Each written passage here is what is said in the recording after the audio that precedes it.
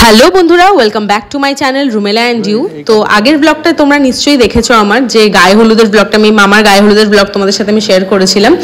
তো আর এটা হচ্ছে মামা যখন বিয়ে করতে যাবে তার আগে যেই রিচুয়ালসগুলো থাকে সেগুলো হচ্ছে, দেখো মামা ড্রেস আপ করেছে এইভাবে, একটা মারুন কালারের পাঞ্জাবি পরেছিল, তার নিচে একটা হচ্ছে গেরুয়া রঙের ধুতি, দারুণ সুন্দর লাগছিল দেখতে কিন্তু, মানে টোটাল সাজটা। আর দেখো আমরা কিন্তু একের পর এক সবাই রেডি হয়ে গেছি, আর এখন হচ্ছে যাওয়া হবে, মানে সবাই বেরোবে, প্রথমে মামা বেরোবে, তারপরে বরযাত্রীর বাস বেরোবে। আমাদের টোটাল 3টে বরযাত্রীর বাস হয়েছিল, আর মামা কিন্তু এই গাড়ি করে গেছিল। আর দেখো সাথে কিন্তু টয় বসে আছে, মানে আমার মাসির ছেলে, জেমের ছেলে, ও কিন্তু নিতবর হয়েছিল, মাথায় টোপর পরে মালা পরে সমস্ত কিছু, মানে নিতবরদের যেমন হয় তোমরা জানো।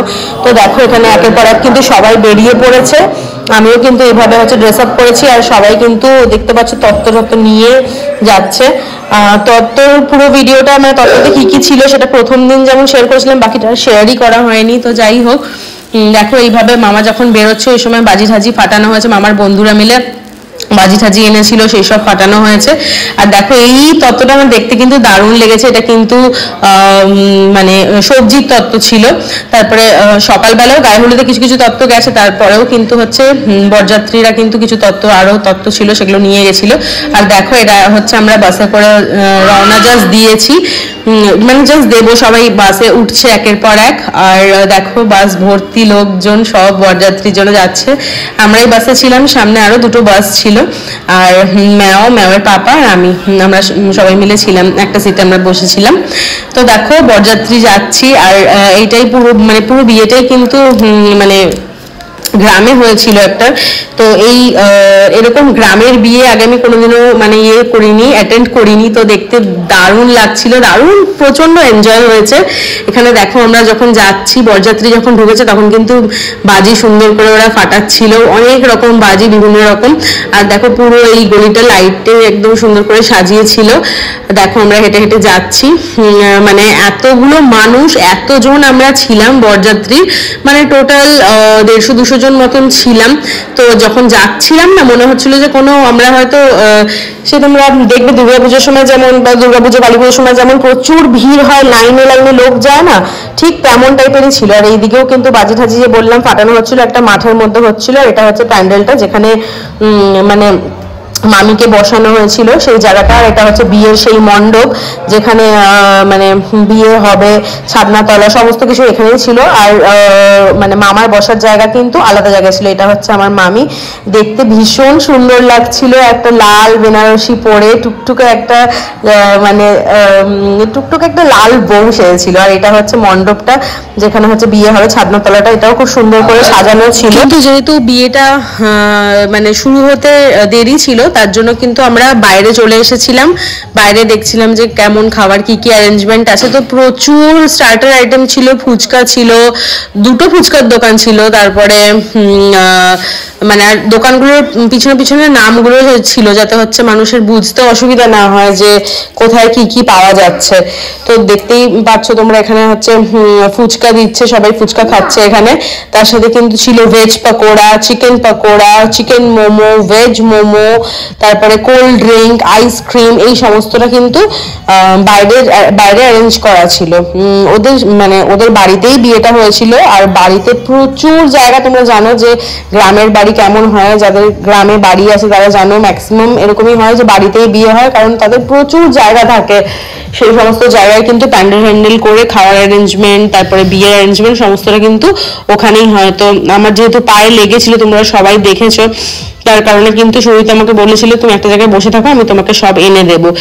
আর এই দেখো এটা হচ্ছে জেম, মানে যেই মাসির ছেলে, মানে যে যে মাসির ছেলে হচ্ছে নিতবর হয়েছিল। আর এইদিকে দেখো গান বাজছিল বলে আমরা সবাই কিন্তু একটুখানি নাচানাচিও করছিলাম, ভীষণ এনজয় করেছি। ওই মানে ব্যথা পাশ তা নিয়েই কিন্তু হচ্ছে নেচেছি, কারণ দেখো বিয়ে প্রত্যেকবার আসে না, বারবার আসে না, বিয়ে কিন্তু একবারই হয়। আর সেই ওই এনজয়মেন্টটা আমি মিস করতে চাইনি।